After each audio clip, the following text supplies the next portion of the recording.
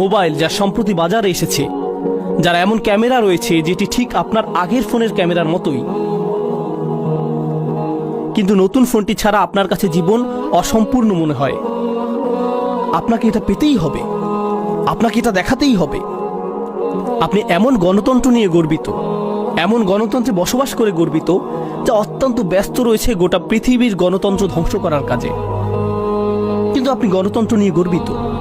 কমপক্ষে আমাদের তো অধিকার রয়েছে, আমাদের তো গণতন্ত্র রয়েছে। আর অন্য দেশের বিশৃঙ্খলাগুলো আমাদের চোখে ধরা পড়ে।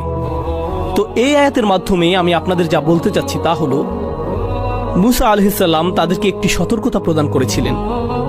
এটাই যদি তোমরা চাও, তোমরা যদি আবারও দাসত্বের জীবন চাও, শারীরিকভাবে না হলে মানসিকভাবেও যদি তা চাও, তাহলে এগিয়ে যাও, নতুন এক মিশরে চলে যাও। এইবার তোমাদের শাসন করতে ফেরাউন আসবে না। ফেরাউন তোমাদের নিজেদের মাথাতেই রয়েছে, আর তোমরা নিজেকেই নিজে ঔপনিবেশিক দাস বানিয়ে রেখেছ। এটা অটো পাইলট। সর্বোত্তম দাস তো সেই যার জন্য আপনার কারাগার তৈরিরও প্রয়োজন নেই, সাশ্রয়ী দাস।